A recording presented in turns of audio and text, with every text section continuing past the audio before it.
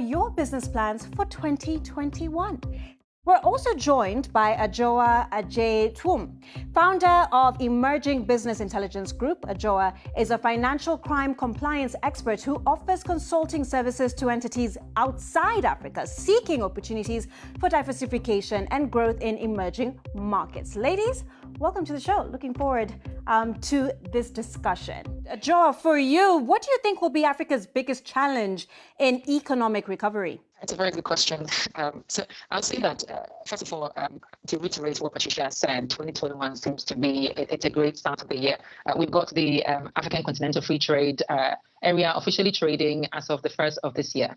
So that's very exciting. And we do work with a lot of investors that are trying to understand the African landscape. So I would say in terms of the challenge, it's really Africa positioning themselves in a way that investors can get comfortable when it comes to risk. And that's one big challenge that has already Africa has been experiencing for some time. And I would say that we are in a better place with the AfCFTA to be able to standardize some of the regulations and standards to move forward in this area. Thank you. A comment here from Dean who says, this is a welcome developed topic. Here in Nigeria, I really want Nigerian leaders to have trade policies on how our economy can rebound again so that we youths can benefit. So Adjoa, this is the year that we were hoping to see the continent open up for trade, with the free trade policy that was meant to be signed and enforced between last year and this year. But, because of the COVID-19 pandemic, that process was slowed down. And then also we have the U.S. New administration, and the hope is that we can see Adjoa really come into full force and Africans being able to take opportunities with that. So what's the trade outlook like for 2021? Thank you very much. It's a very good question. I was actually having a meeting this morning discussing that, having that conversation. So in terms of trade outlook, with the African Continental Free Trade area now open for business, I think it's very, very positive. Last week in the UK here, there was the UK Africa Investment Summit with some really favorable projections from the Prime Minister in terms of investing in Africa, doing business with Africans. I also know that in December, the Kenyan government and the UK signed an agreement, a new trade agreement for business. So for me, it's exciting. We've been having conversations, especially around, how do we then, as a continent of Africa, then position ourselves in order to take advantage to attract the right investment into the continent? What are the controls that we need to have in place? And like I mentioned earlier, I know that with the Secretariat, they are doing a great job in terms of they will be coming up with standardization of the relevant policies.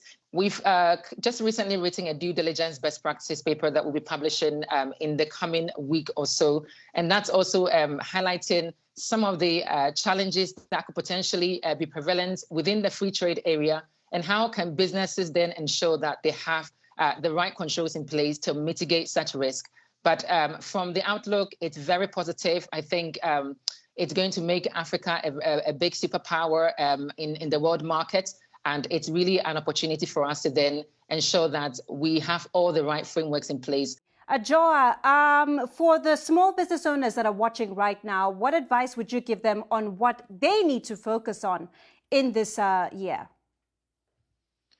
So the advice I will give them is to focus on education. So ensuring that they have sufficient knowledge and education around how to do risk-free business within the continent of Africa. There's a lot of opportunities, but I think the risk hasn't been very well understood.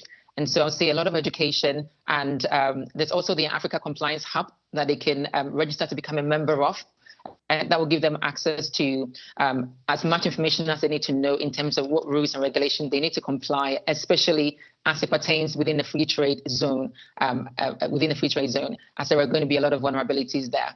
The next thing that I will also advise them is, again, as they educate themselves and they have the right frameworks in place, It would also support them in terms of raising the relevant funding that is required, as a lot of investors will want to ensure that before they put their funding into a business, they are going to be able to get the required, the risk is managed and they're able to get their money back at the right time. So those are the two things I would say that businesses can focus on, is getting as much information, education as possible to ensure that you're doing business this year in a way that it's risk-free, or at least the risk are managed in order to be profitable as a company. Thank you. Well, there you have it. We have heard from the experts. There are numerous factors that may affect the economy in both the short and long term, highly dependent on the direction policymakers take. Regardless of the outcome, let's all play our part in keeping safe. Please do continue to follow safety guidelines. Wear a mask, maintain physical distance, practice proper hand washing, sanitize as often as possible. And if you experience any COVID-19 symptoms, please visit the nearest health facility. A huge thank you to our guests who joined us today, and also a shout out to those who tuned in via our Facebook Live page. Also, thank you to those who joined the conversation through our partners. That's Capital FM in Kenya, Times Television and Capital FM in Malawi, NBS Television in Uganda, Bush Radio in South Africa, Splash FM in Nigeria, YFM in Ghana, QTV in Gambia, and Sky Communications in Liberia. Do keep the conversation going. You can find me on social media as @MayaHayakawa. Well, that's it from me. Let's meet again next Monday at the same time. Have a pleasant week ahead. Goodbye for now and keep safe.